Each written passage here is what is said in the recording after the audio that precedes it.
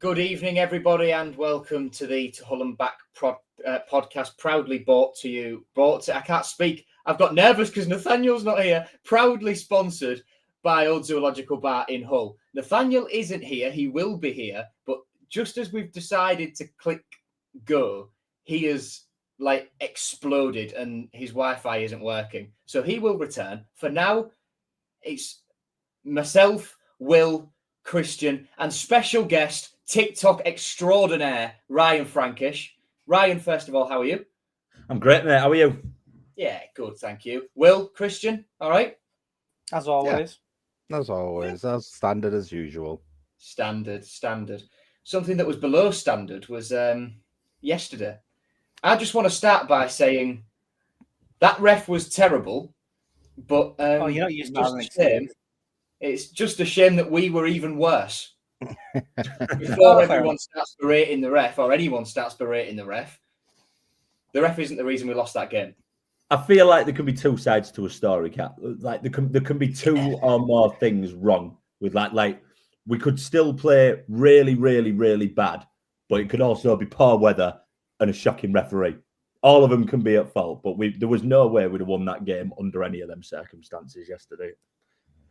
Saturday even. Yeah. When your team's been sat on the toilet for most of the week, it's always going to be a rough game following that. Certainly was, and one of the most key components of the team was still absent through whatever illness it was that he had in Charlie Hughes. Christian, he's not going anywhere, is he? Nah, is he heck? Nah. Correct answer. Well done. Let's move on. He's not going. Look, he's just ill. Just accept it, guys. He wasn't anywhere. The only place he was in his palace of a bathroom, sitting on his throne. That's the only place he was going. All that would there might be some crystal things in there, maybe even. Exactly. Some crystal chandeliers in his little throne room, you know. Right. No, he's not going anywhere, guys. He's not going anywhere. What I'll say on that is, could Palace make a bid? Of course they could. Any team could make a bid. We've had seen teams make several bids. Have they currently? No. So stop worrying. Yeah. Worry when you actually find out he has made a bid. And that's when we can all melt down. Yeah, exactly. I have to agree with you massively there, Will. Now, I mean, let's look at the referee, though. I mean, though we were bad, there was a lot to kind of moan at and bemoan at, which we'll probably will in this episode. Oh, yeah. But we're going to get dived into it. But with respect to the referee, he just didn't let the game flow at all. He was very whistle happy, including his linemen were exactly the same. They were like prepping for fouls before the foul was even happening. The flags were going up before anything even was done. The referee had his... Yeah, the officials in general, I think, even though they were bad for us, I thought they were bad in general. There was that brief moment in the first half when he blocked off Blackburn's attack twice in about 10 seconds. Yep, and it's like, exactly. Yeah, what are you doing? You one thing you should know is your positioning, for Christ's sake. Just a basic. And I mean, the second goal is dodgy. It looks offside, but he's giving it. Can't do anything about that now. And to be honest, and it wasn't a free kick to start with. Yeah, as poor as the referees are, I'll still take it off of VAR. Well, that's another debate. It was obviously something Tim Valter wanted as Nathaniel returns. Hello. Welcome to the To Hull and Back podcast, everyone. I messed the intro up. I just couldn't get my words out. I got all stage right. That's why I write mine down. It wasn't just like in general in our game. It was in general across the division that the referees were poor. Like West Brom, clear penalty that doesn't get given. And then Ryan Mason gets booked for losing his mind at that. And then the same defender should have been sent off for pulling the same player back when he was running through one-on-one with the keeper. The standard of officiating in the Championship has not got any better. I did notice, though, the 8-second rule for goalkeepers being stuck to a couple of times in our game. So we'll see how long that lasts. Yeah, but I remember at the start of last season, they were sticking, at the start of the last couple of seasons, they started the season by sticking to the added time thing, and within about 5-6 week game weeks. It just didn't happen again. Yeah, So, you're right there, Will. You're right there. They'll always bring something in and that happens. Should probably stop giving the referee who had serious main character syndrome the main outlet. We should probably talk about the actual performance. I think we should. And Nathaniel, you can take over. I wanted to complain about the ref, though. That's what I'm here to do. No, you're negative enough, Nathaniel. Come on. I think the problem about the performance that was awful as well. It was 47 free kicks. The problem was that both teams just kept kicking each other. I think that was the main problem. I don't really blame the ref for that. But I was going to do a hilarious joke at the start that we don't even have a match to talk about because we conceded the match 3-0 because all our players were ill. So I don't really want to talk about the performance. I know people in the comments are saying I've been negative, but there's a lot to be optimistic about. And to be honest, after all the home defeats we had last year, going home from yesterday, the performance was a bit drab, but I've seen a whole lot worse.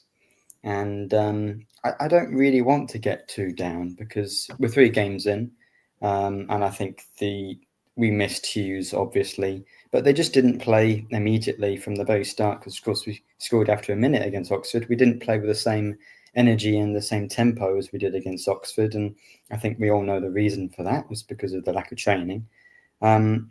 Even so, I feel like there were a few players that I think, especially when we went 1-0 down, didn't look too bothered. I'm not going to name any names, and it might only be the people you think I'm talking about. But I think it's probably been a tough week with players, a few going out injured as well. So I'd prefer to just sort of write that one off, really, and head on to next week. It's one game, isn't it? It's one game in quite extreme circumstances. And I feel for Cathal McCarthy in this because, he's 18 years old. He's been chucked in at the deep end. Yeah. But this was always going to be a problem. This was always going to happen. When you sign Ajayi and Akin Famowo, both of whom have had their injury troubles, it was obvious when we signed both of them that they were both going to get injured at some point. You just hoped that it wasn't at the same time as each other. But chances were, that was entirely possible. We're early in the season and it happened. And then I said this on Tuesday to one of my mates, that if those two are both out, entirely possible, and all it takes is Hughes or Egan to have an accumulation of yellow cards or an illness or something like that, and then all of a sudden you're chucking Stan Ashby or Cahill in at the deep end and giving them their championship debuts at centre-half alongside whichever one of Hughes or Egan is playing. So I think over central midfield in this last week of the transfer window, I would be looking at centre-half as a priority. The issue is the free agent list of centre-halves is very dry. You're looking Daniel Amarty's played for Besiktas, so we'll be straight on him. You're looking at Craig Dawson or Grant Hanley, which I wouldn't wish on anyone. I'd love Craig Dawson, to be fair. He's a great player. He's had it, Nathaniel. He's been there, gone. Yeah, he's absolutely had it. Hughes and Egan actually have bad injury records as well. Hughes spent half of last year injured, so we do have a problem there. I think that is a risk you take when you are signing free agents, especially free agents that would want to come to us. Even McBurney's actually got somewhat of a poor injury record. So Jurkovic is right that we have a great squad, but when you can't spend money, you are probably going to get players that other teams might think maybe we won't sign him. That's why Ajayi was let go by West Brom. So it's going to be a problem. I guess it's a positive and a negative. Carthy played yesterday. It's positive for him, especially second half. I thought he did really well. But I've always been saying we shouldn't play the youngsters immediately. You want to bed them into the squad because putting them in 90 minutes to begin with, we kind of had to do it, but it is difficult for them. Yeah, I think with respect to how we've just worded everything, especially Joe's words, bad day at the office. You compare it to last season, that was just pure bad football, completely awful football, and every game I hated, to be fair, watching. Whilst this was, you could just see it was a bad day at the office. It didn't feel like we were playing to the point of bad. It was just that we didn't turn up because something didn't add up right. It just all looked discombobulated. Is probably the only crazy word I can think of that kind of matches the situation of having someone like Carl put into the back, McAfee into the back and being thrown in at last minute. You could see, I mean, someone's just put it there about Slater. I have to agree. I thought me to it. Yeah, No, it could be worse. Could be a Sheffield United fan. It could be Sheffield United fan. Oh my Could god. be QPR fan. Yeah. Could be anybody fan. Yeah, at the moment. Later, Christian, just before you get there, and I will hand this back to you. Yeah. Is Crooks a bigger miss than Hughes? Question. Because for me, I think it's something that is up for debate and worth talking about. Because without Crooks in midfield, we just had nothing. Whether that was to do with Crooks' absence or Lundstrom dropping deeper to help Cahill and John Egan out. But I think we just lacked something with like a physical presence in that midfield to drive us forward, to push players off the ball. And Slater was poor yesterday. Yeah, he was. And that's the thing with Slater, was that. I do think we missed Matt Crooks in the middle. Absolutely. And it shows just how crucial he could be to this team until someone with the technical ability of an Elliot Matazo comes back. Yeah, no, I agree. And that's the thing. A lot. Someone can know, like Slater's saying, like he's had his hits. I'm not a hater of Slater in any way, shape, or form. I mean, he's done so much for the club. He's done so much over the years, promotions, the works. And the one thing I will say about him, though, at the moment in time, he had a bit of. I think I compared somebody else to it the other week. He's got a bit of that Ryan Woods game about him at the moment, where it kind of seems.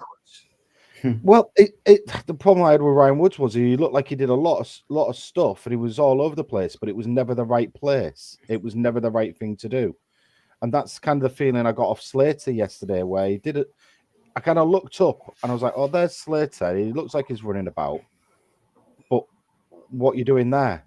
And it was always half a yard in front or a half a yard in behind. It just wasn't where you needed him to be and to do what you need to do. And I guess when you're comparing, are we missing what was more important? I guess were Crooks over Hughes. Well, Palmer didn't do a really good job either, did he? I mean, he was the first sub, and it was for obvious reasons. He was definitely garage drink Palmer yesterday. Yeah, it seemed more reactive than proactive. His passing was atrocious, but that's always been a weak part of his game anyway. His awareness to what to do next once he's had the ball. And in this instance, it looks like Palmer was reacting to getting the ball back a lot, trying to get involved. But every time he had the ball on him, he just didn't have a clue what was around him. Now, obviously, it's come out that he was ill as well, and I don't know how much training he missed. And when it came to the interviews on Thursday, apparently Baz was saying that he had his hand over his mouth for out, covering up. So obviously, he was suffering as well. I kind of, when I left the game on Saturday, I was really kind of disappointed and like, well, I was even in the game, I was kind of having a go at Palmer throughout, going, "Oh my God, what are you playing at?" But now I've sat back and thought about it a bit more, caught up on everything. You kind of think, okay, it might have been a contributing factor to the game. And to say, would we have rather had Crooks in there over Hughes? At this moment in time, no. I think we did need that backline stability, that voice, because Hughes has also been the captaincy side of things, so he's been the communication talk. And don't get me wrong, we look very disorganized for that. Yeah. For the I can't remember. It'll have been the first goal. Egan came out, and then he didn't drop back in. No one told him to drop back in, so he just stayed up and stood his man up, and that's where that pass led in to the pass that went in behind. Do you know what I mean? And it was a simple thing of, if he'd have known what was about to happen, i.e. communication, that ball wouldn't have even happened, you know, to go through. It would, like, you're thinking, why is Egan all the way out there? And why hasn't anyone told him to be aware that he's all the way out there? Do you know what I mean? It's them little things. They add up to a lot, don't they, in the Championship? Because you just get killed straight away if you're not doing the fundamentals at the back. Yeah, and that's, you're right. Against Oxford as well, innit? We just failed to clear. It's the basic stuff as well, isn't it? That's the worrying thing. We look really, really rigid for a like. I think Dean Alden's got us set up really well as soon as we lose the ball. Like, I think we looked wet against Oxford anyway. I thought we looked pretty nippy getting the ball back as soon as we lost it. Same as at the Coventry game, and we lost the ball a lot in that Coventry game, and we managed to set up well pretty much after. But we just looked absolutely shot to bits yesterday, and I think that is part and parcel of him not being there. That's exactly it, though. Like, the Coventry game showed that the team can be defensively solid, but it requires, you can argue, it also requires having Ajayi and Hughes as the two centre-back partners, because they're the two best ones ability-wise in the club at the moment.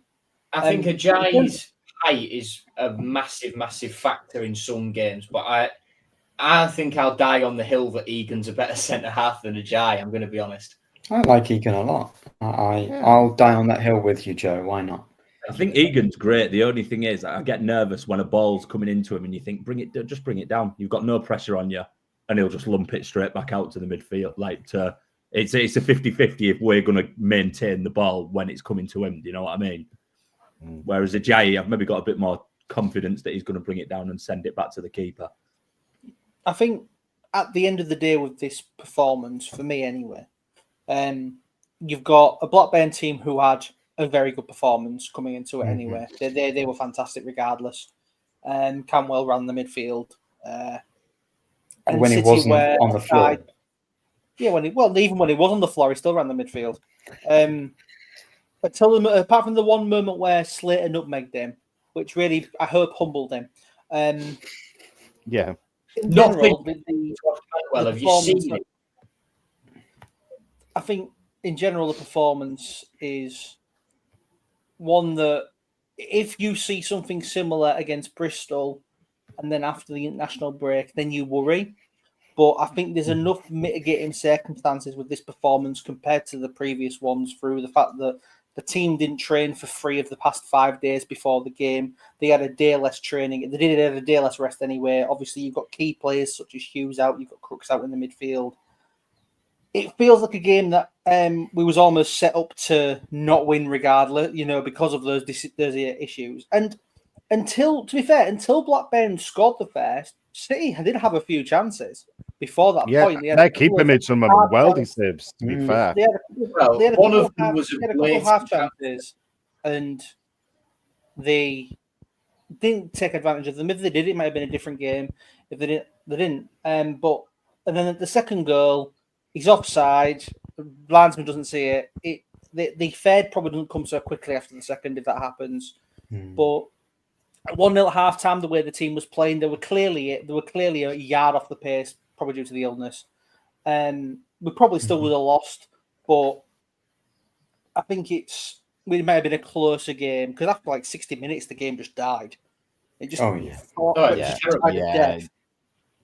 There was nothing left. So I do think, while it's not a good performance, and there's no excuse on the performance because it's still poor, but there's clearly reasons why the performance was poor. And if in the future, like against Bristol, which will be a tough game regardless, and against the next few games, which there are some tough fixtures in it, but if you see a similar performance, then I would worry. But at the moment, I can kind of live with how it went just because of reasons. You're right, Will. You've got it bang on. You've absolutely got it bang on, where there was mitigating factors at the end of the day. And obviously we can talk about the ifs and buts and what's going to be. These little factors will always play something, what we just witnessed on Saturday. And moving forward, we've got other games coming up. There's no need to panic. No need to worry about anything. I'm still highly confident of our season because of what I witnessed last year.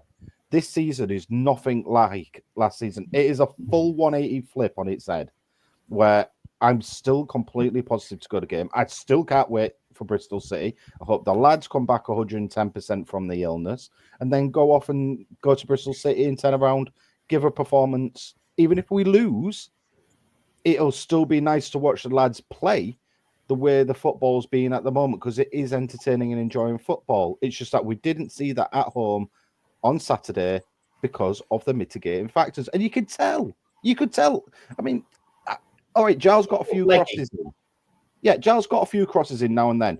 But if you notice in the previous games, Giles actually was a bit more free and open and was higher up the pitch and receiving these little switch balls and everything. Whilst on Saturday, he was playing deeper. I was screaming at him when Ndala had the ball in the first half. There was loads of space on the overlap and he was just standing still. Yeah, but that's the thing. You could tell, Joe, that it was a case of, I think he was afraid to commit too far forward because of how the back line was, that they felt like, okay, we can't commit as much forward this time because we're not as strong. So Jallo just stay back a little bit and help cover. And it felt like that watching the game because you could see that those switch balls didn't really happen. You know, Lundstrom was more concentrating on telling where everyone to be than actually passing the ball to the positions where they were usually. Yeah, even when we were playing out from the back as well. Yeah. The fullbacks, both the fullbacks were stood right on the halfway line, and we were still near our box. And you're thinking, well, how are we going to get out? You know what I mean? There was. It just seemed like there was a lack of energy, and it was like, oh God, do I have to go back? Can't you just ping one up? Yeah, I imagine being full of Imodium doesn't help. No. I'm hoping there was a bit of coughing done, to be fair, and hopefully this can transmit across the championship over to more of a level playing field. But if games against Blackburn have been affected by illness before, so yeah, that's what I mean. Game week 4 and 5, that's the resurgence. That's where we start to climb up the table. If McBurney was ill, then Sean McLaughlin's definitely got it now. John, yes, absolutely. I'm here for that. To be fair, McLaughlin dealt with McBurney with no problem. So it's mental that McBurney's on 2 yellows and he hasn't even committed a foul yet. I don't think. I love it. I absolutely love that. I love that. I love it. But it's what's going to kill us? You've got McBurney. Who's got 2 scuffles in 3 games, and but we knew that about him before he came in, Joe. That was always a known quantity about him. It's a good and a bad thing, isn't it? I was going to say it's somewhat a positive. Who have we got to deputise? Destan? He's not trained yet. And he's coming that's not ideal. I don't think it's going to be as painful now. It's going to be like when we get to November and Christmas and you're playing 3 games in 6 days. You know what I mean? That's when it's like, hopefully you can get the 5 suspension out the way early, and then for Christmas it's all right. That's a good point. You can do that tactically, can't you? Just get a couple of points ahead. He's getting back out to the Gran Canaria in midweek, I think, because he cooled down apparently, according to his words. You just need to get in there in the week. Fly him in on the Saturday. I've matured. First game, he's got Carl Rushworth. That's why I love him already. No, but I have to agree. I think it was someone in the chat, Adam Anderson, as we're chatting about this, and we were saying like all these situations. It kind of shows the depth issue, I guess, this Saturday, with respect to not only centre back, obviously Crooks being out a midfielder option, and with now discussing about the yellow cards. On the bench, you had Stanley Ashby on the bench. You had a few of the academy lads on the bench, and a lot of those are just wingers and academy. Yeah, exactly. And it is worrying how light on the ground we are, and it's a one in, one out policy now. Yeah. Do you know what I mean? You think we haven't really got any dead wood to go out now. We are going to be getting rid of players that we could do with. Kamara wasn't there because he was going. Yeah. Yeah. But we've got the wingers I are overly worried about. Look, if with respect to with like Brown and whoever else we've got on the wings, we've got enough cover in that department. It's more like we said, the striker with McBurney. I mean, guys, we've got 3 strikers. Destan's not played yet. Yeah, well, Destan hasn't played, right? And he's come on, Cynic 2.0. We've got hopefully not. Let's not write him off. was, Before he Maybe split. we- let's just be maybe. honest, when he came on, did Carl Joseph look like he was Yeah, ever, but I don't ever, think ever going to do anything? I Wasn't wouldn't the look game into anyone's for it. performance. I wouldn't look into anyone's performance yesterday purely because of the illness thing. True. I think it was one of True. those games. Oh, But I Better agree. to be banned before Shown the October loads international anyway. break. Go on. Get a bet on. Yeah. Yeah. But it makes you wonder, considering he's scored a few already this season, maybe they shouldn't have let Bairstow go out. I don't think No. But at the same time with that, if it's 1 in 1 out, he had to go out for us to bring other players in. Yeah. Yeah, thought I have Bairstow absolutely had no a choice. good I the think point it he benefits left- everyone him going Bolton. At the point he left, Maybe. McBurney technically hadn't joined yet. Yeah. And So- that's why I doubted it. That's why so many doubted it. But then McBurney came in, so it was fine. But I'm not sure. Would I rather have Bairstow than Destan? Remains to be seen. Would I I don't rather know have whether- Bairstow than Joseph? That's about even. I would, but I'm Joseph's Of course, I'd number one rather have hater. Destan. I said he would be top scorer. That's true. Well, Well, I sorry. said it would be McBurney, and currently I'm To be not fair, wrong. if McBurney gets suspended, it's just going to be Gelhardt up front, innit? Which ain't bad. Yeah. Yeah, That's yeah, what- exactly. that's That's, what- actually. we're not really in a bad position. I just think it's midfield. I'm more worried about midfield. And Yeah. obviously the centre-back thing's a problem, but Lundstrom could do an emergency job there, but it obviously Crooks just wasn't the... Which I obviously mean, it's not we've- ideal, I know, but at the same time, we just couldn't have done that on Saturday because we'd have got absolute... Like, midfield it'd have issue. been more than 3 if he'd have gone in centre-back. But in terms of the attacking four as well, up front, because Balloumy's back, that's one of the few positives about Saturday. Because Balloumy's back, you'd imagine Balloumi would be back out wide. You'd have Gelhardt in his preferred position in the middle Oh, as a definitely. result as well. That So allows Palmer a to bit be back more- up and Crooks to play somewhere else. It's Well, nice to see that he came on with a bit of confidence as well. Like he skinned his Yeah, man I'd after have like 5 minutes, didn't he? yeah. And you thought, right, he's not just here and he's not trying to groove himself in. He's probably at the point where it's He was if I enjoying get it. injured again, I get injured again. But I'm just gonna yeah, I personally going into the game wouldn't have probably brought him on. I'd have probably left him till after the international break. But when he came yeah, on, I said the same thing. I said there's no point in risking him now when we're getting Yeah. done over 3-0. There's no But point. But he showed some positivity. So I'm more. It's minutes. absolutely It's glad of minutes. it. Look, we need the minutes for him. I mean, look, I do not agree starting him until after the international break. Give all. him 21 at the international break. But- He'll win. Yeah. But until now, look, 5 minutes here and there just to get those kind of game legs going, to take a little bit of a knock, get your confidence back up, because that's one of the biggest killers, is your confidence after you've been out for so long. Taking a bit of a hit by someone a bit higher. I agree. Yeah, put him in the 21s for a bit. Yeah, I'll take a knock, but there's always a difference between Well, championship that and the game- 21s of taking a hit. You know, it's I a was big a bit difference. worried about him coming on because Blackburn, some of the tackles flying in from both sides were a bit hefty. I was worried about him coming on at one point, but he dealt with what he had quite well. yeah. That's it. Oliver as well, talking about some Brandon Williams. good minutes for Brandon Williams. Yeah. Would you have started Brandon Williams at the back? No. No. Probably think not. bringing him on as a sub? It's in the middle where we was an issue. I think Yeah. because I don't think Cal McCarthy had the first half was a bit of a baptism of fire for him, but I thought as the game went, he grew into it more and more. And I thought the second half, you can argue that Blackburn weren't putting their foot on the gas as much in the second half, but they still had chances. They still had opportunities to score, and I think McCarthy did well with the ones that came his way.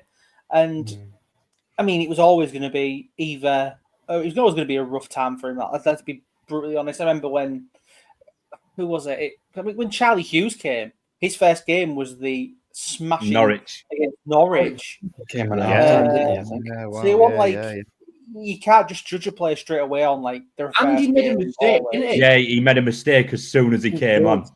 Yeah, he did. Yeah, he did.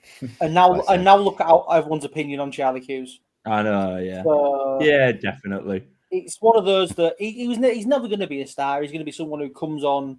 You'd imagine would come off the bench in games and sort of like get minutes over time. So I thought he did well with what he had, considering again the circumstances. And you can argue, maybe Lundstrom should have played in the back, and then you'd have played someone else in midfield. Who But- though? That exactly who? Well, Stan Ashby. That's the only other option you've So got. do you want to play 2 academy players from the start? And if and then you look at the midfield, you've got to either shuffle Cattle forward and put Stan in at centre half, Egan on the right side, Stan on his left because he's left-footed. No Tinsdale, he's injured. There weren't a lot of options. No, it was about all we could do. Simple as that, and that's where Amir Hadjiamatovic comes in. Good pronunciation. Nice try. That's I was how going to would pass have it said over to Nathaniel. I was going to pass that over to Nathaniel Well, and Will, see how he's doing. You were saying about why do we pronounce it not a Z? Yeah, because it's a foreign name that has an accent. Mm-hmm. So it's Hadjiamatovic. Hadjiamatovic. Hadjiamatovic. Amir Hadjiamatovic. Well, as Zukirovic has been saying, it's Amir, isn't it? That's his name. Just call him that. If you're struggling, he said that's fine. So, we'll talk about him. Obviously, that's not been agreed yet. He wants to come. I want to just clarify. I'm hoping between the... as well. Yeah, I want to clarify because maybe between the 5 of us we can sort this out. But it's a 1 in, 1 out policy. But it isn't a registration thing, is it? Specifically, when we say 1 in, 1 out, what it is more a case of the wages of the average player makes it so it's 1 in, 1 out. But theoretically, if a couple of players took really low wages, you could get more than 1 in when 1 left. Yeah. But so in general, it's 1 in, 1 out. But it does have, it's more about the headroom and the salary cap on the whole squad is what it really is, rather than a number of players sort of issue. Mm-hmm. Yeah, which is why Vaughan going or Furlong going actually wouldn't help. On that, I was talking to someone at the academy earlier on this week, and they are now at the stage of the transfer window where they can start approaching clubs saying, we've got this player, do you want them? And they're looking at National League loans for a lot of the ones who've been on the fringes of the first team around pre-season. Namely, you're looking at Tyrell Sellers-Fleming, Farrell Brown, Zane Myers, Noah Wadsworth, and there's Harry Vaughan in that as well. I think there are clubs interested in him based on conversations I've had, but he's not particularly bothered until his agent gets them to a more advanced stage. Mm-hmm. But the academy and the club are aware that Harry Vaughan is probably a better player than National League level, but that's the level that they're targeting for everyone else. So if they just need to get him out playing games. And I think there is an acceptance that with Harry's contract up at the end of the year, it's now or never. He has to go somewhere and really impress, or if he stays and doesn't go out, he has to make an impression and he has to be a first team regular on the bench coming on every week. I think you've got it. Which is going to be tough when you've got Ndala ahead of you. You've got Balumi coming back. You've got Gelhardt playing out wide. You've got Miller coming back eventually as well. Akintola. Yeah, Akintola. Well, I want to just talk about Akintola because he's played 50, 55 minutes maybe, and people are writing him off. I thought he did perfectly reasonable against Oxford. He didn't really touch the ball that much yesterday, and as with all the other players, is probably recovering from illness or hasn't trained with the rest of the squad, even if he was fully fit. I think regardless whether you're 18 making your debut or you've come over and you've played in England for the first time and it's your second appearance when you're 3-0 down, all this stuff about Akintola I've seen online, just give him a break. We wouldn't really even expect Ollie McBurney, having not had a pre-season because he's a free agent, to be playing as well as he had done in the first few games. So to expect that from Akintola, I think, is incredibly harsh. I don't think he's going to be starting. There's a debate of whether you'd rather have him than Kamara, but just give him a bit of time. I think what I struggle to grasp with Akintola, though, is the fact he's like 29 and still looks like as raw as Ndala does. Yeah. Like, if you That's gave true. me a quid for every step over he did when he came on against Oxford, I'd be a billionaire by now. It's exciting though, Oh isn't God, if it was 2008, he'd be an absolute worldie with all those step overs. Oh, he would. He'd be a streets won't forget player, it? wouldn't Yes. he? But yeah, I just can't grasp how he's been around the game for so long, but still looks so like unpolished and raw. I've never seen that in a 29-year-old player before. No, you're right. You're right. Yeah. Yeah, absolutely bang on that one. Yeah. Just wanted to mention just that. Moving Well, it's on. nice to bring him up, isn't it? He's got to have a mention. Everyone's going to have a mention. Whoever came on Saturday, and everyone who, has been in the club. We're in what, game 3? Like, come on, it's game 3. Things are still going to be clicking. Yeah, we've had a preseason. Preseason looked good. Coventry, look, 0-0. I'm very happy with the 0-0. I thought we did Happier now. Well, happier now after seeing what a happened. very good result looking at the next 2 games Coventry played. Frank Lampard's Coventry are on fire. Brilliant. It's one of those. Oxford, look, usually being at home, it would have been that 2-2, and it would have been Hull conceding the 3rd goal in. But yeah, this time it was us scoring, be positive, and then all of a sudden we've been hit. Guys, like George just said there, everyone be positive. We're 50. Well, yeah, be positive. We haven't had a bad start. And again, just look at last season. I'll tell you another thing I'm positive about as well. The narrative has changed. Freegan has gone to his club and he's done his ACL straight away. Now, you think last season that could have easily been us. The narrative's changing. You know what I mean? We're going to fly on. Right. We're off up. Yeah, imagine if he'd come here and done that here. I would have cried. I would have cried. Euros they paid for him. Yeah, I think what the reaction would have been. But what was I going to say? Shit. If you'd gone into the first 3 games of the season, going into the season, if you'd have said after the first 3 games, Coventry, Oxford, and Blackburn going into it, 4 points, I'd have been, that's all right. Yeah, especially if they'd have told you how Coventry have done as well. Points had come elsewhere, is why it went. Yeah. While we're on about Akintola, shall we segue into Abu Kamara, because he is off ski. He is in Spain. He is in Madrid. For a lovely Spanish holiday. What do we think about the loan? Because I'm not against it. I think it's quite smart if we get his wages. I think it's an all right idea. I think it's testament. This is like sort of how my head was trying to justify it as well. It really shows how competitive the Championship is at a level of quality when a fringe winger for Hull City, because if we had full fit squad, he was never going to be starting every game, was he?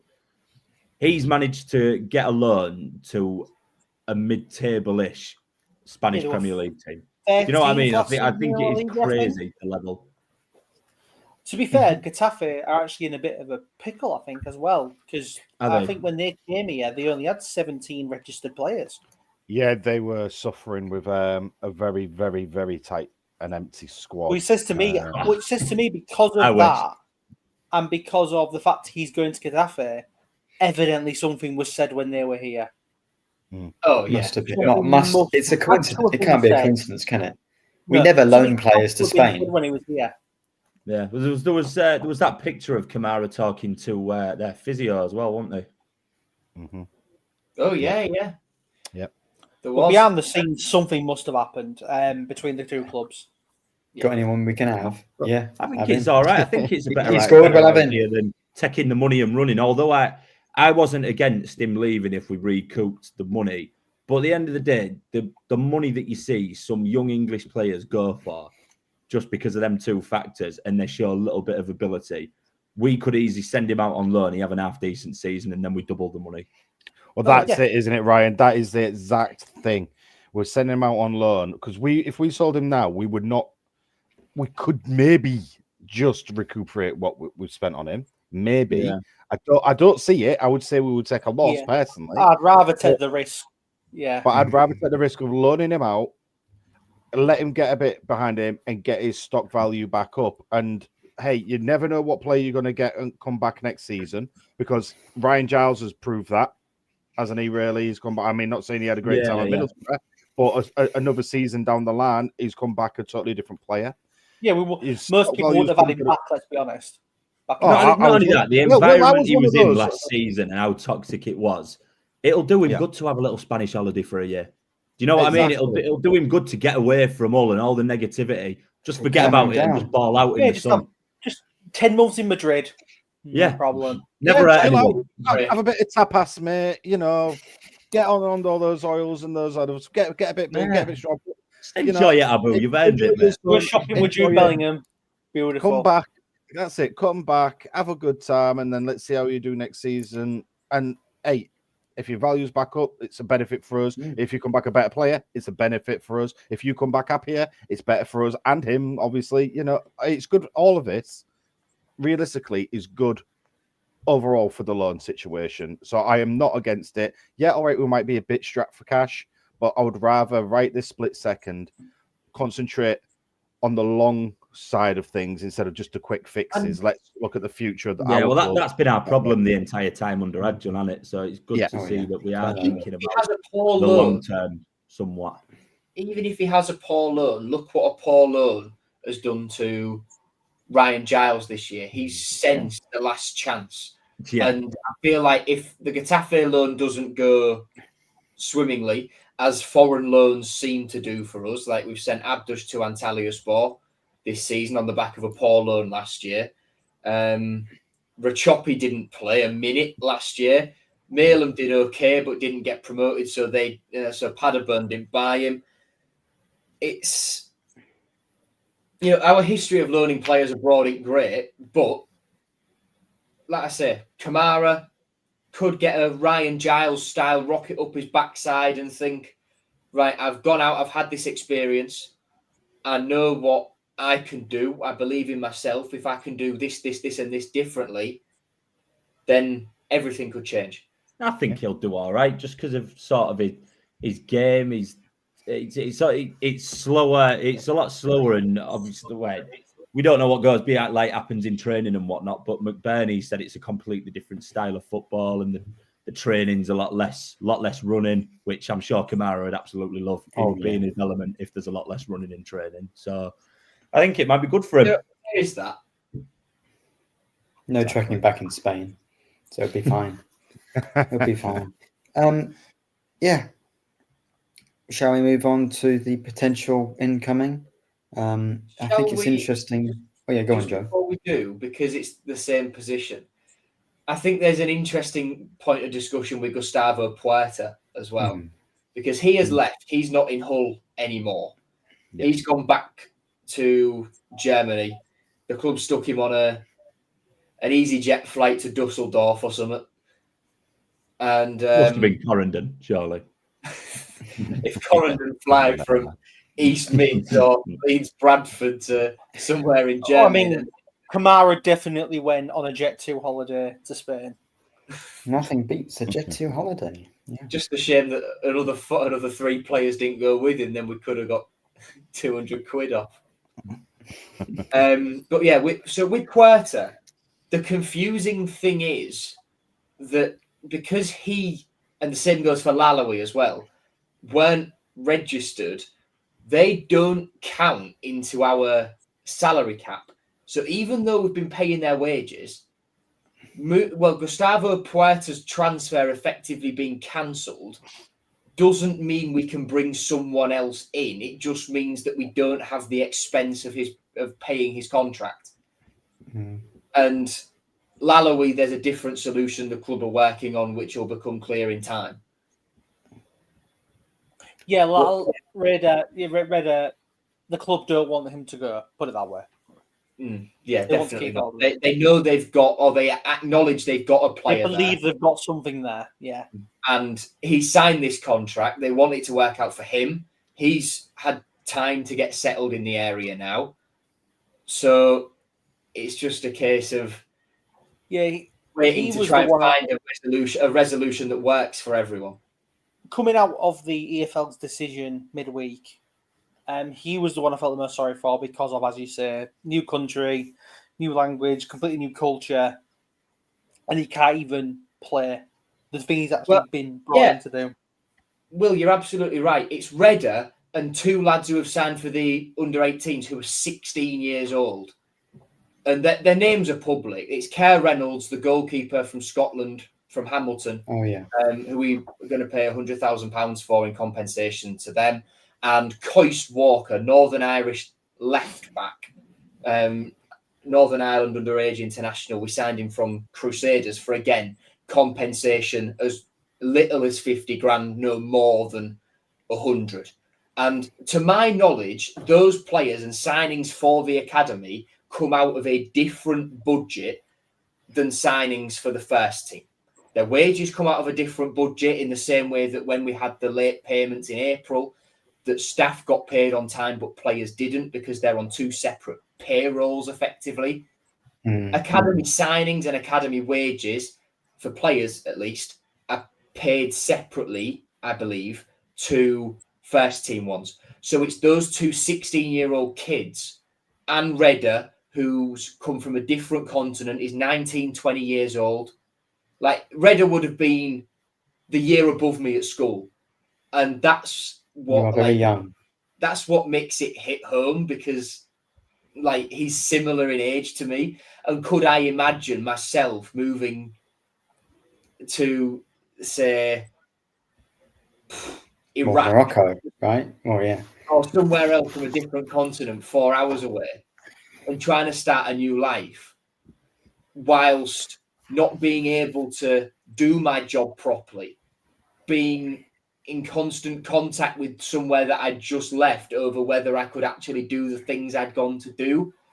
It's, you know, I feel for him and I feel for those two 16-year-old lads, Kerr and Coist, because, yeah, they're young, they're new to this thing relatively. Gustavo Puerta has been about football long enough. He's moved from Colombia to Germany. He's come on loan to City. And to be honest, to be quite frank, I don't really care because he didn't really want to be here anymore. And the plan was to move him on anyway. Oh, yeah. So he'll still probably go to the same club we were planning to sell him to, presumably. So, yeah, I'm not fussed about Puerta. I don't care, quite frankly, that he's gone. Would it have been nice to keep him? It's a shame, but I think we've covered ourselves in midfield in general. All right. Saying that, we could have maybe done with him yesterday, saying that, with Crooks out. But it feels like we've got decent replacements from what we had with him. And of course, you've got Mataza to come back. Obviously, that won't be till like the new year. Yeah. But yeah, I think when it comes down to it, while it's a shame he won't be here, we won't miss him as badly as we would have done at the start of the summer. Yeah, that's true. I mean, interesting you brought up the embargo result because I'd completely forgotten it happened. Because I think if it was the same, that'd be really terrible because it means we can't sign players even going into next season. And if it was reduced, that'd be great because it means we could probably strengthen January. But as it is now, I'd already written off this window and I wasn't really expecting to sign players in January anyway. So to be honest, it doesn't change anything. Completely meh. Yeah, I'm not that bothered. I was just obviously I was just chasing McBurney. That after we got McBurney, I am happy as Larry. I was happy with staying in place. The way that City have done their business in the transfer window this summer has been infinitely better, I think, for the club in general this summer than it has been in previous summers. So I'm happy with us, at least for a season, having to do that transfer business. And then if he wants to go back to his scattergun sign players from foreign leagues approach next summer, that's his choice. But hopefully he realises that this summer is how he should be doing it. And I think we've had a good balance, and he's still been able to have his fun with some of his Turkish. He got Destiny. Yeah, he got Destiny. Destiny is the most urgent signing ever. But yeah, for us to actually do some things that make sense, I'm happy with it. I don't mind it.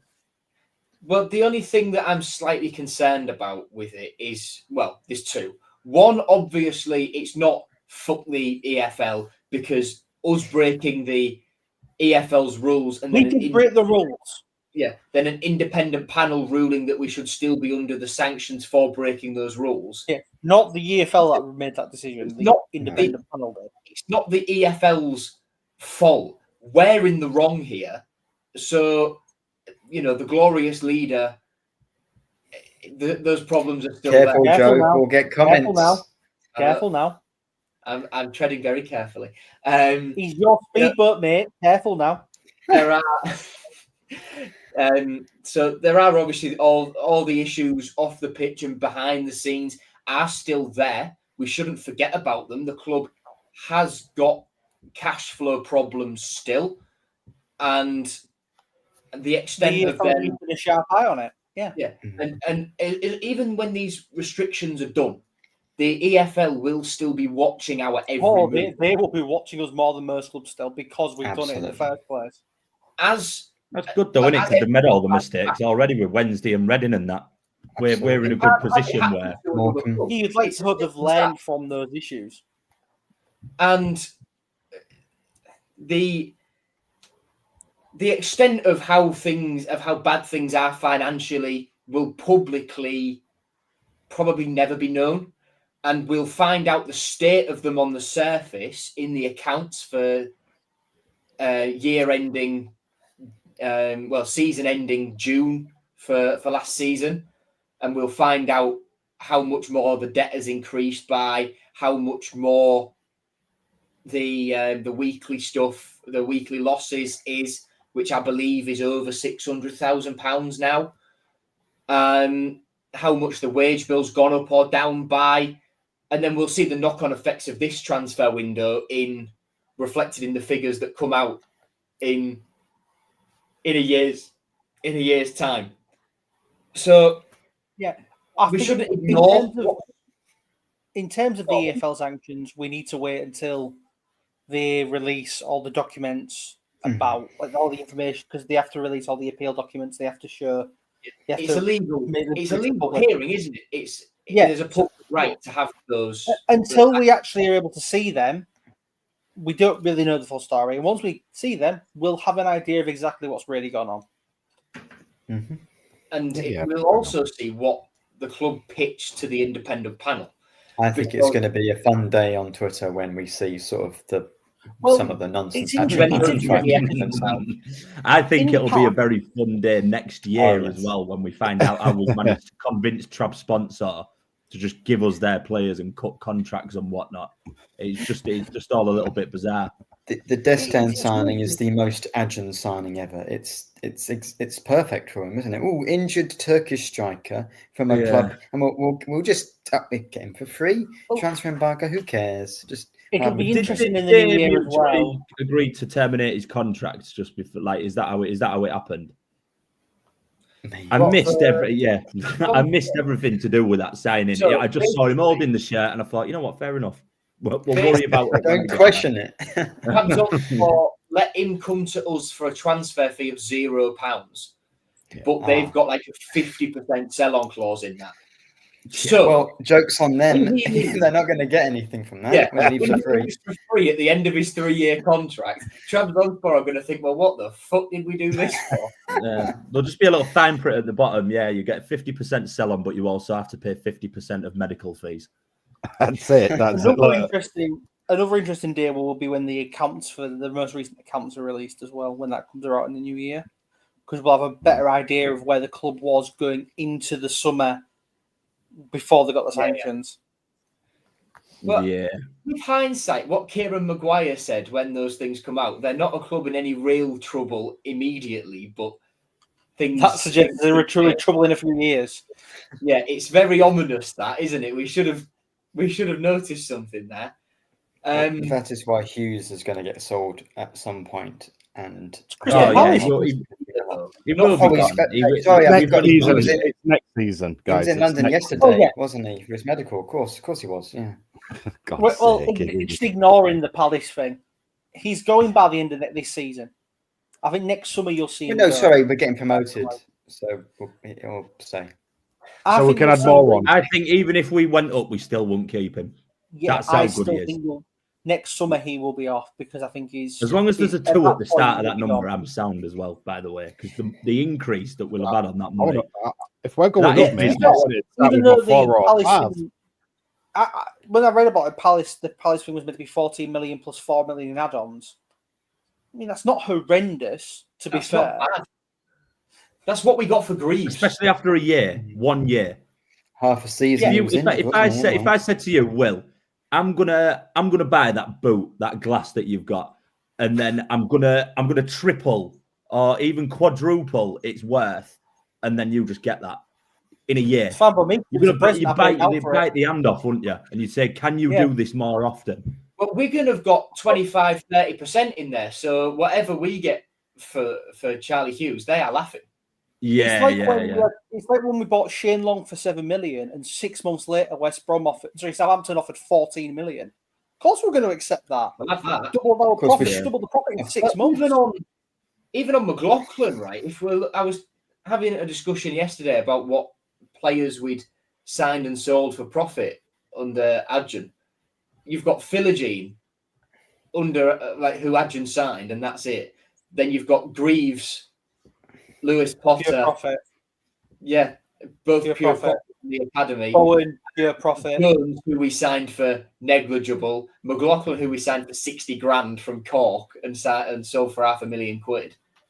Bearing in mind we've had all these player sales and we're still under fee restrictions. That really does say how bad it's been. He says that is some spending. I'll give him that. It's because we spend too much. Spending too much every summer and buying too many players. It's too much churn every summer. There needs to be some stability. Yeah, I think it's boring as well. Like it's not a nice feeling when you go to the club shop and you just think, I can't buy the calendar. Like you can't buy the calendar because all like 6 months. Half of them players out there, and you've just got to get over it. Fans don't want to be in that position every year.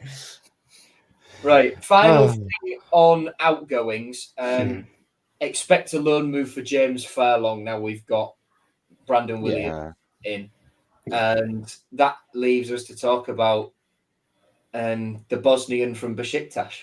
Yeah, of course, played with Akintola and Amr last season. Maybe not Amr if Amr was there second half of the year. If Hadzimitrovic, Amir was there first half of the season, but Ali on Twitter, who I'm sure is Turkish, is saying he's trying to convince everyone, don't just think he's another Turkish player who's going to come over and get immediately injured. I mean, of course, he is going to get injured immediately because that's just what we do. That's the rules. That's the rules when we get a player from the Super League. But he's played over 200 games in Turkey.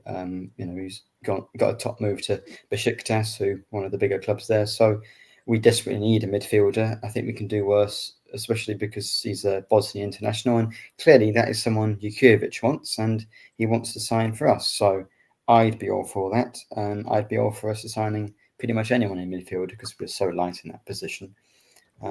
If Sergei wants him, and at the moment I trust pretty much everything he's done so far to an extent, I'm all for it. Yeah, I mean, look, from the highlight reels that we've all probably looked at and seen. That I made. And that you've made, Nathaniel, exactly. So go and click on that, guys, and have a look, for Nathaniel right there. I think we're going to get remnants of, do you remember the Tom Huddleston, whenever like anywhere near the outside of the D, just shoot! I feel like we're going to be back in that sort of realm with him. Maybe. The Robbie Corrin role. Because he's just he only scores bangers, doesn't he? Mm-hmm. Yeah. I don't know. That's one of those. But I'm not going to watch those videos, Nathaniel. I'm going to copyright strike him. God's sake, here we go. This is prime quality content, everybody, just so you know. So like and subscribe to this. I don't think the Turkish Super League YouTube channel doesn't have jurisdiction in, I think, what I'm posting over here in England. So I think I'm fine. I don't think you know how copyright law works. Your ID in, scan your passport, mate. You could have to. I would like to quickly bring. Oh, sorry, Will. Go on. Sorry, someone just mentioned it on the comments. How much better is the halftime thing now than it was last season? It's good. It jogs the mind, doesn't it? Yeah. I love What it. is I it? do love I a bit of went play for a cards, beer. right? I don't know. What is it? for a beer as well. It was essentially play your cards, went for right? It two. was higher or lower, but with Right. City players and statistics. Oh, right, okay. I like that. I like it because it let the crowd. It essentially allowed crowd involvement. Because when you watch it, I'm going to shoot from here from the half. No one can get really involved in that, and no one was ever going to win that. The McVitie's one, the year like the Rossini year, that was awful because you couldn't see the bloody mat that they were kicking on. Oh, is that the one where you had to get it in the middle? Yes, that one where they get the points or whatever. Well, they can't afford the 10 grand either. I wasn't listening because I was having a pint. As the sad bastard of the podcast, did get every one of them right. I got all the. Not only did I get them all right, I knew the specific amount of goals all the players had scored as well. Did you know Stuart Elliott scored more than 26 goals? Yes, I was like 26. He got that in a season. Yeah.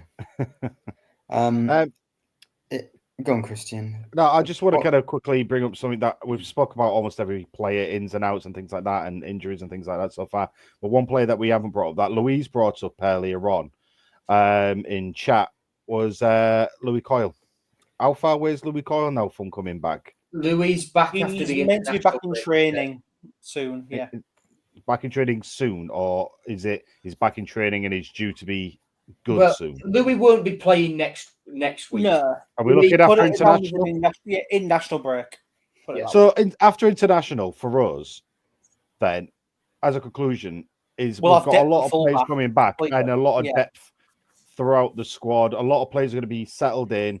Brandon Williams is going to have a bit more time as well, a bit more training. So a lot of these players, Miller should nearly be back at that point as well. Miller should be exactly. So after the international break, for everyone who's watching now, you've got to kind of realize that's kind of our key turnaround point. And the only person that we're going to be really waiting on right now is Mataza, who I can obviously all of us here, and I'm hoping I'm speaking right, is we cannot wait for Mataza to be fully back. Well, I hope he comes back as good as he was when he got injured. Christ. Miller's the one I'm worried about. I've got because Miller really relies on pace and his limbs just flying everywhere.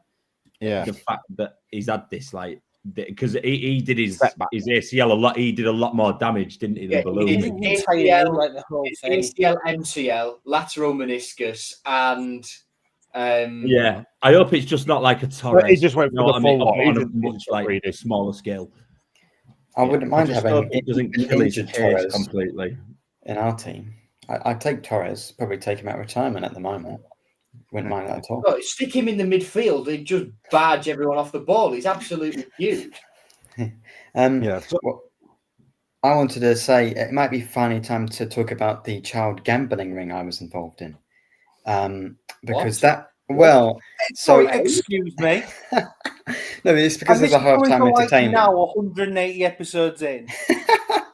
It's because of the halftime entertainment. So the halftime entertainment is the higher or lower game, which is what Bruce Forsyth used to do. Yeah, play your cards right. Exactly. And that is a game I used to do at Cossingham Day every year for the church I used to go to. It was like a £2. You'd have to put 50p in and you could win £2. And we did a higher or lower card game. And a lot of kids played it. So technically, that. And then you introduced a lot of kids to gambling. That's gambling. I was like, well, yeah. As if you weren't already enough of a wrong-un, you did. Maybe I shouldn't be doing that on church grounds as well. So Nathaniel, that's a funny place, mate. Come on.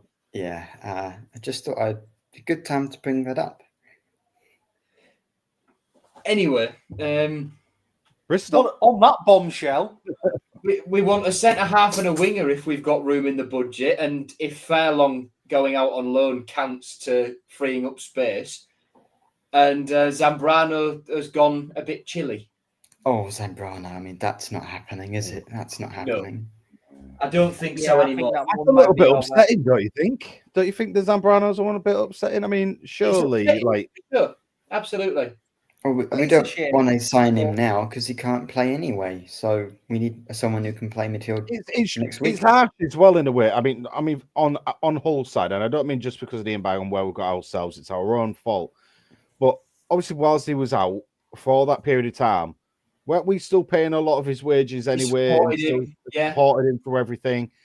I mean, surely we've waited for him Can't he wait for us for 6 It months? wouldn't shock me if, because a fee was nearly agreed. If you remember in the Sergei announcement first day press conference, 1 million-ish area. Jared Dublin said, no, Christian, I brought that figure up last week to make an example of a situation I was explaining. Okay. It wasn't £1 million.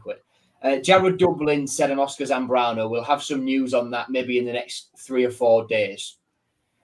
And then, bang, embargo. Bang, Louis Barry news. Bang, Finley Burns. That was a fun time, wasn't it? News. Bang, another embargo. Bang, fee restriction. All that kind of thing. So with Zambrano, because a fee was agreed, and I'd imagine personal terms wouldn't have been far away, you'd hope that for next summer, because no team will touch him in January, given that he's not played for a year. Hopefully, come next summer, there will be like a gentleman's agreement kind of thing. Yeah. Which the scenario I hope would be the same if Lalawi goes back to FUS Rabat, where there's a gentleman's agreement that he comes back for the fee we'd already agreed. But I don't think Lalawi's going back. I think the club will find another solution to that problem. But I think Zambrano, it wouldn't shock me to see Zambrano in a Hull City shirt again, but I don't think it will be this season. Oh, well, no, I don't expect this season. Well, I don't see have a loan spot available, even with Hadji I don't think we're seeing him again. Can't we just get him for free? Can't we sign him for free for nothing again? And then just we've done it once before. You Keto backhander, a suitcase full of money under a table. I don't think Zambrano should be playing for us again. I mean, I thought at the time it was a silly decision to sign him, considering that he could have got banned, and that turned out to be right, and wasted all this money on him. I think that's an example of everything that's wrong about Adjun's transfer policy. I'd rather spend the bad stuff's happened now. Do you know what I mean? Like he's a baller, and the stuff that was the issue that's happened now, and we're dealing with it. I want to bring you up on that, Ryan. And I said it about Balumi Miller last week, and Matazo played he started 4 or 5 games last season. Zambrano played 12 games, 10, 8 was it? We are overhyping these players that were decent, but they're not like Bowen level. They're good players, definitely. But at the same time, the guy always has pedigree when United and Bournemouth are both looking at him, and the only reason that they probably haven't took a gamble is because everyone has seen this coming, but we're the idiots who've gone, it'll be all right. Yeah. But then but us being those idiots saying, okay, we'll give it a risk. At least it goes to show to the player that what we were willing to do for him. Yeah, that's the thing. Like the Brandon Williams loyalty scenario, isn't it? Where he said in his interview, right. I feel like I did owe the club a little bit. And anyone who's got some sense of conscience, and I'm not all footballers do, clearly. A lot of them, you'd like to think that they'll just go, I can't really do that. This will really ruin my image. Oh, Gelhardt was desperate to come back for 6 months. You've just got it. You've just said it there, Nathaniel. Gelhardt is a little example. Look, there's nothing against Joe Gelhardt with anyone. I'm sure quite a few clubs were after him because obviously there was a lot of people. Exactly. £2.5 million on the table from Rangers, but Gelhardt just said, "No, I want to go to Hull City." That is. We are the ones that but it's because Gelhardt there, he might have avoided a basket case. Yeah. Oh yeah, true. But that's the thing though, because we went to Gelhardt last season and we said, look, we want you, we were going to put your trust in you, we're going to put everything out there, because at the end of the day, Gelhardt was a bit of a here, there and everywhere, load of loans at other clubs, and there were just bit parts. Was when he came to us, because of the last season situation, let's call it, he got his game time, he got the fans' love. Yeah. That's the way it came about, and we're very lucky to have him for this season, and I can't wait until we can actually finally play him in the middle again. So with all this type of thing that we've done with Zambrano, I kind of hope it's going to be a very similar situation down the line. Look, we can only speculate, we can only think, and we can only go here and there. Final thing from that, Zambrano is we've got a loan spot free. Amir coming in would take us to 4 loans, and Dala, Lundstrom, Gelhardt, and obviously Amir, who I've just mentioned. So we've got a fifth one. If we've got salary cap room to play with, I'd rather spend that loan spot on a centre back. Oh yeah, absolutely. I'd rather he won't be able to play until end of November at the very earliest. So I'd rather, if we are still going to bring Oscar Zambrano back, which I want to do, wait until next season. Yeah, I agree. I think next season's in there. I think if he's prepared to, it's a no-brainer. But it's racing other clubs, because even though it was short and sweet, he has sort of just proved that he can do all right. Like he was never, he was never unbelievable, but he proved that he could keep up with the game. Yeah, I think the biggest thing as well with Zambrano, the QPR 3-1 win, he was the difference in us winning. The biggest thing with Zambrano is he showed how good he was in a Tim Walter side. Yeah, they didn't use the midfield. Yeah, that's a point.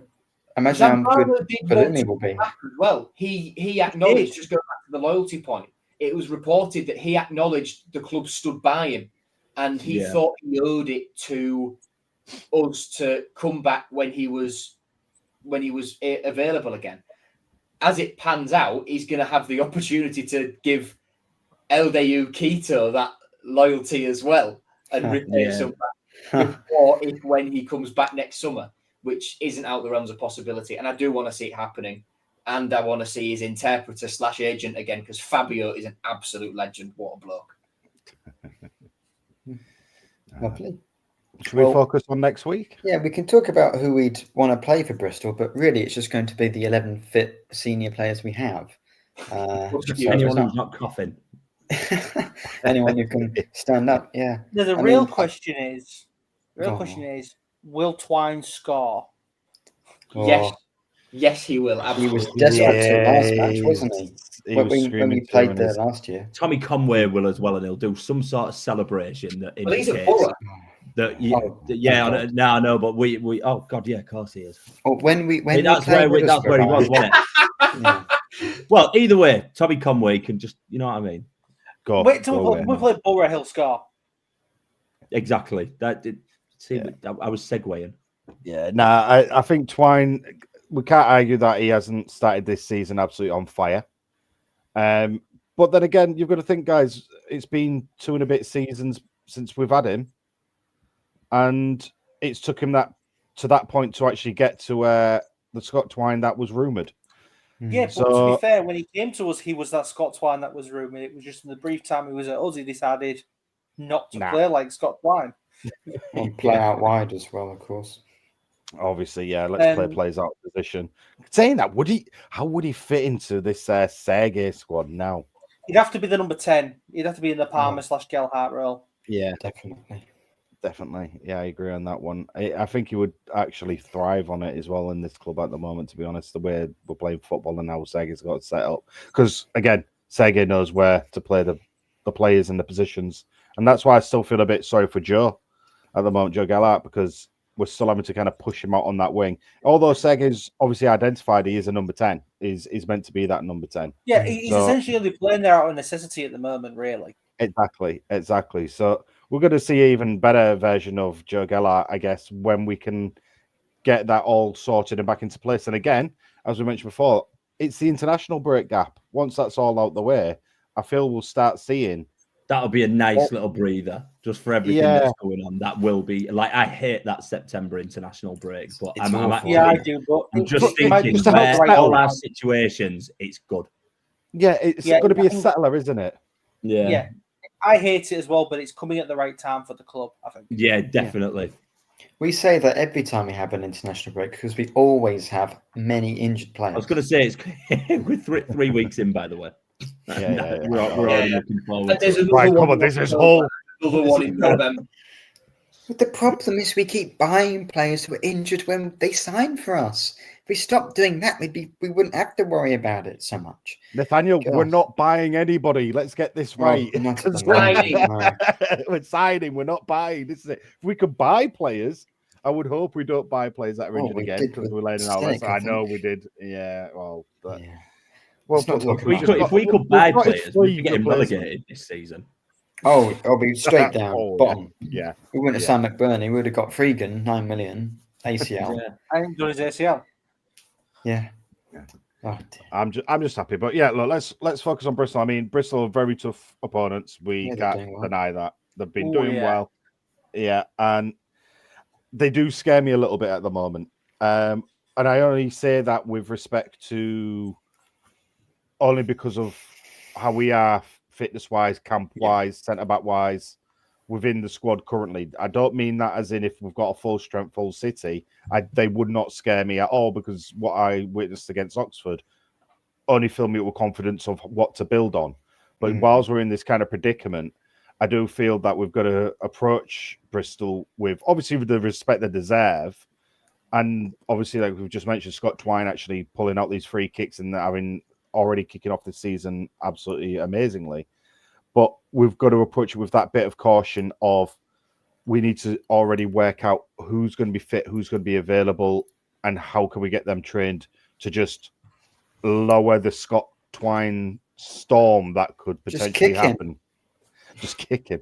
Oh, yeah, and then they'll get a free kick. That worked out well last time we went to Ashton Gate, to be fair. Red card within 10 minutes. Well, that's true. It's like when we had Jack Clark.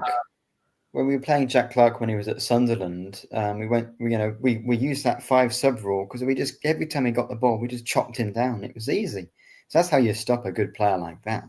In the Championship, you can get away with that. The thing is, if we injure ourselves tackling him, then we haven't got anyone to bring on. So and then you tackle him 25 yards from goal and he bangs it in the top corner with a free kick. Yeah, you've got to Good bring point. him out halfway. Yeah. yeah. He'll find a way to get a red card or centre midfield to get a red card because we're quite low in that department right now. All the departments, yeah. Well, bring Joseph on to tackle him. To bring it back to sanity a little bit. Well past an hour. Sanity left 17 minutes ago. Yeah. Sanity left 179 episodes ago. Bristol City have had a good start to the season. They obviously had the win against Sheffield United on the opening day. They've not been beaten yet. They beat MK. As has everyone else who's played them so far. Don't read too much into want it. to play Sheffield United right now. I really wish it won Bristol. So they've had a good start to the season. Struber has hit the ground running there, their new manager. So it's not going to be easy. I would be absolutely buzzing if we went there and did another Coventry performance and came away with a 0-0 or a 1-1. Yeah. I'd be buzzing if you won. Yeah. I'd go. There is that. I take a nice, exciting score draw with another beautiful, maybe a McBurney header. That'd be nice. I mean, a score draw would be nice, but just don't do it the way we got a score draw against Wrexham. Where we do it like the one we got against Bristol in like 2017. 5-5, yeah. Yeah, last game of the season, was it? 18. Yeah. Wow. Yeah. It's possible. That'd be interesting. Djurkovic is basically I feel like it's a better version of Slutsky, where it's going to be exciting, but hopefully the Blackburn game where we get torn apart isn't, something that we're going to get used to, because it was under Slutsky. But it looks like it's going to be exciting, certainly. Score predictions? 5-5. Spirit of the game. Out of hope, 1-1. McBurney goal? Something like that. Oh, okay. Something like that. You mean a whole player? Yes. Okay. Christian? I do feel it is going to be a battle draw. I'm going to go with 2-2 because I think our defense is still going to be a bit too leaky, but we have the ability to score. I hope they're not leaky after the week they've had. True, but no, I'm going to go with joke. I think that was the problem, to be honest. That's I think they were yeah, excessively that is leaky. exactly. Right. So Ryan and Will, give us your score predictions quick, because We'll get your stupid one over with. Told you I'm not doing it this season. I've had enough. Yeah, but you have done. While I would love to say 3-0 Hull City because obviously, I think the club's gonna. Well, Sergei's gonna look at the game and essentially think, like as Joe said, Coventry, do a Coventry, just try and hassle the team, sit back, defend solidly, and go for it. And I think I'm hoping at the moment the same result to an extent. So I think I'm going to guess it. I'm going to go for a 0-0. I'm going to go 2-0 to Hull City, but it's going to be in the manner. You remember Liverpool Chelsea 2013-14? Yes. You just sit in that box. One's going to slip and give away the ball. Yeah, whenever you get chance, just lump that ball up to Big Ollie. He'll bring it down and we'll move forward as a unit from there. Yeah, no. Positivity, like it, like the positivity. Absolutely. 5-goal thriller, does Ian say? Either way. Wow. 4-1 Bristol. I was going to say, if it's 4-1, it's not going to be a thriller. Yeah, a good Oliver in chat. I don't know if it's been put up already. Would be good to head into the international break with a positive result. Well, obviously, we cannot argue with that at all. I think avoiding defeat would be a positive result. But I think, avoid defeat as well. But again, he's saying with a positive result, what is a positive result? Obviously, a win or a draw. But I think the performance. Let's just create the performance from this Saturday. If it's like a 1-0 loss, but the team's played well, I can live with that. Exactly. So, I mean, the positivity side of it, guys, is we had a bad week at the office, but let's hopefully next week we don't have that bad day at the office, and the positivity is actually back into play because I'm enjoying what I'm seeing. Apart from Saturday I didn't, but so far, including pre-season, it's been good. So hopefully, this is guys. Have you noticed this is a new reformed positive Christian for this season? Okay, He's a He's a lovely lad, is our Gilo. I want to take him out for a drink. This is all because Dave Fergus tried to break in last week. Yeah. Who's that knocking at the door? Yeah. Who's that ringing the bell? He stood off camera. He stood off camera with a gun, like Morgan. You're like Morgan Gibbs White, just sat there like Mr. Marinakis.